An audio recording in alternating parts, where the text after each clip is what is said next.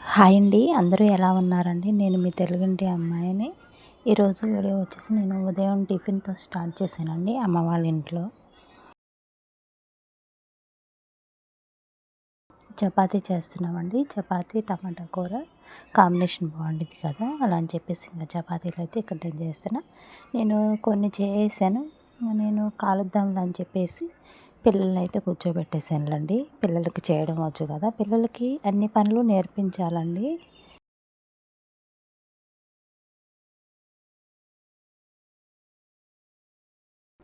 నేనేం కాలుస్తున్నాను, ఇక్కడ పిల్లలైతే చపాతీ చేస్తున్నారండి. అలానే నేను ఇక్కడైతే టమాటా కూర చేస్తున్నాను, ఇంకొక పక్క చపాతీలు కూడా కాలుస్తున్నానండి. చపాతీలోనికి ఆలు కుర్మైనా లేదంటే ఇలా టమాటా కూర అయినా కాంబినేషన్ చాలా బాగుండిద్ది. నేను అంత ప్రాసెస్ అంతా ఏమి చూపించలేదులండి. ఇంకా చపాతీలు కాల్చేసాను, టమాటా కూర కూడా అయిపోయింది. నాన్నకి పిల్లలకి అయితే అమ్మ పెట్టిచ్చేస్తుంది. ఇక్కడ చూడండి, నేను కూడా తింటున్నానండి. అయిపోయింది, కాల్చడం అయిపోయింది. లాస్ట్లో నేనైతే పెట్టుకొని తింటున్నా అండి. ఒకసారి మీకు అలా చూపిద్దామని చెప్పేసి చూపించేసానండి. టిఫిన్ అయిపోయిన తర్వాత ఎగ్ పులుసు చేద్దాం, సండే కదా అని చెప్పేసి ఇంకా ఎగ్స్ ఉంటే ఉడకపెట్టేసాం, ఉల్లిపాయలు కట్ చేసాను. ఎగ్స్ కూడా పొట్టు తీసేస్తే అమ్మ వచ్చి కూర చేసేస్తుందిలండి. అమ్మ కూర చేస్తుంది.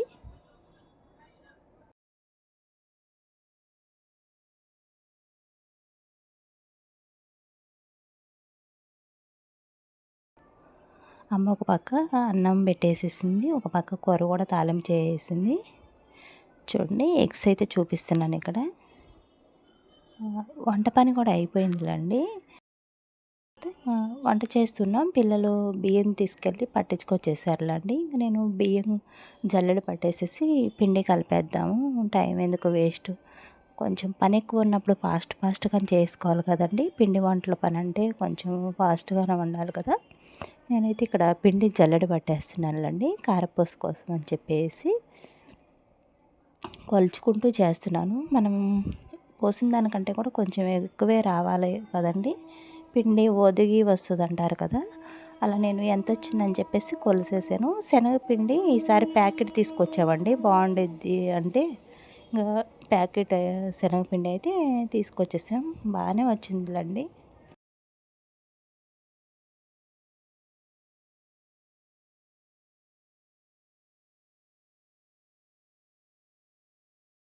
ఇక్కడ నా అవతారం అయితే కొంచెం బాగాలేదులేండి, ఇగ్నోర్ చేసేసేయండి. ఎందుకంటే పిండి జల్లెడ పడుతున్నాను, మళ్ళీ ఎట్లయినా పిండి వంటలు చేసేదే కదండి. అలా అని చెప్పేసి అలానే ఉన్నాను. మొత్తం ఇంకా జల్లెడ పట్టేసిన తర్వాత ఉప్పు కారం వేసేసాం. అలానే వాము కూడా బియ్యం పట్టించుకొచ్చేసేటప్పుడే వేసేసాములేండి. నేను కొన్ని వాటర్ వేసేసుకుంటూ కలిపేస్తున్నాను. నేను బాగానే కలుపుతానండి, అలా అని చెప్పేసి ఇంకా అమ్మ నన్ను కలుపు నువ్వు, నేను వంట చేస్తానులే అమ్మ అంటే కలుపుతున్నాను.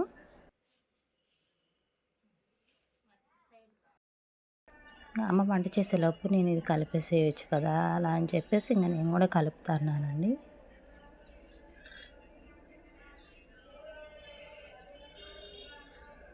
కొంచెం పిండి కలపడం అంటే జాగ్రత్తగానే కొంచెం చూసే కలుపుకోవాలి కదండి. జావ అయిపోయినా కొంచెం ఇబ్బంది పిండి లేనప్పుడు.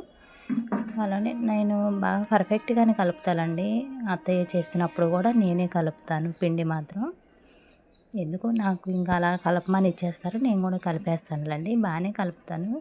పిండి వంటలు కొంచెం పర్లేదులేండి, బాగానే చేస్తా. అరిసెలు ఒక్కటి రావులే కానీ అరిసెలు అయితే రేపు చేస్తామండి. అక్క వచ్చింది కదా, అక్క వచ్చినాక చేద్దాం, మాకు రాదులే అని చెప్పేసి ఇంకా ఈరోజు కారపూస చెక్కలు అంటారు కదండి, అవి అయితే చేస్తున్నాము. ఇక్కడ మా పాప నేను ఉప్పు చూస్తా మమ్మీ, టేస్ట్ చూస్తూ ఉప్పు కారం సరిపోయిందని చెప్పేసి అంటుంది. తనకైతే ఇంకా చూడమని చెప్పిస్తున్నా, సూపర్గా ఉంది మమ్మీ అంటుందండి. ఈ పిండి కలిపి పక్కన పెట్టి వేసేసాను.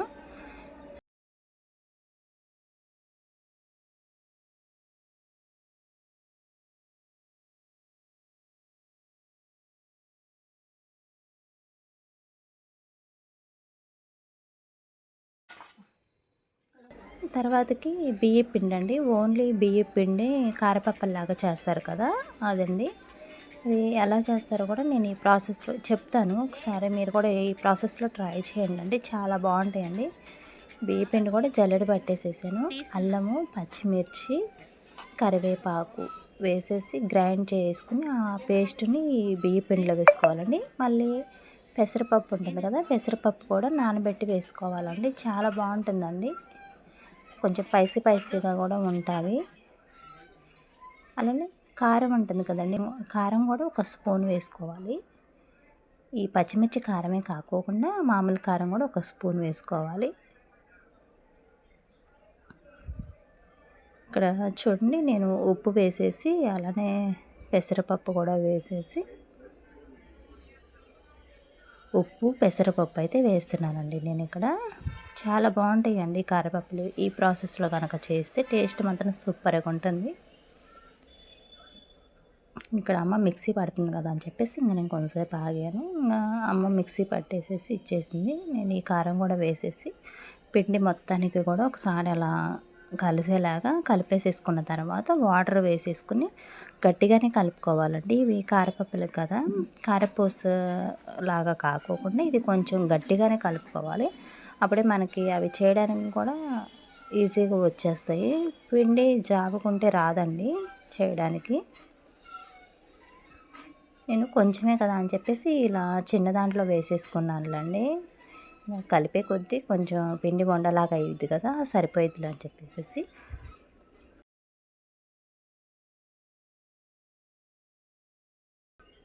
ఇవన్నీ కలిపేసేసిన తర్వాత పిల్లలు అయితే వండల్లాగా చేసి పూరీ ప్లస్ ఉంటుంది కదండి, ఒకళ్ళేమో వండలు చేస్తున్నారు, ఒకళ్ళేమో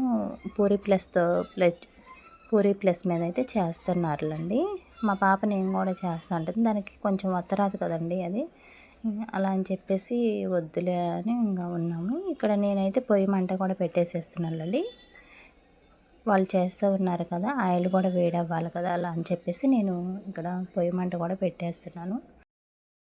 12కి స్టార్ట్ చేసామండి, 3:30 అయిపోయింది. అవి అన్నీ చేసేసరికి కారపప్పులు కారపూస చేసేసరికి ఆయిల్ కూడా వేడైపోయింది. ఇంకా నేను ఇవైతే వేస్తున్నాను. అమ్మ కూడా వచ్చి కూర్చుంది. పండగ అంటేనే కొంచెం పిండి వంటలు అవే కదండి మనం చేసుకునేది.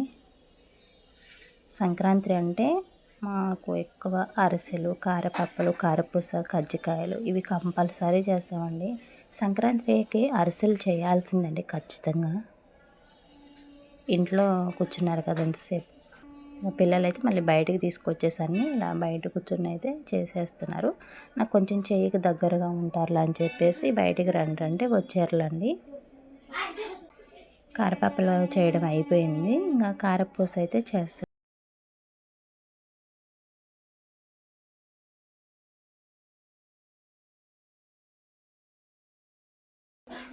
నేనే పెడుతున్నా, నేనే కారపూస దాంట్లో వేస్తున్నాను. తినండి తినండి. కొంచెం డిస్టర్బెన్స్గా ఉందండి, ఏమీ అనుకోవాకండి. సౌండ్స్ ఇవన్నీ అనిపిస్తున్నాయి కదా, కొంచెం ఇగ్నోర్ చేసేయండి అండి ప్లీజ్. అలానే ఇంకా కారపూస చేయడం కూడా అయిపోయిందండి. లాస్ట్ కొంచెం పిండి ఉంచానులేండి. ఇంకా సాయంత్రం అయిపోయింది కదా, పిల్లలకి స్నాక్స్ లాగా కూడా ఉంటుందిలే, పకోడీ అన్నా చేద్దాంలే అని చెప్పేసి ఉల్లిపాయ పకోడీ అయితే చేస్తున్నానండి. ఈరోజు కారపూస కారపప్పులు అయితే చేసాములండి. పకోడీ కూడా చాలా బాగుందండి, టేస్ట్ కూడా. ఇంకా పిల్లలు సాయంత్రం పూట ఇలా పకోడీ తిండు. అలానే వీడియో కనుక నచ్చినట్లయితే ఒక చిన్న లైక్ చేయండి, షేర్ చేయండి, సబ్స్క్రైబ్ చేయండి ప్లీజ్.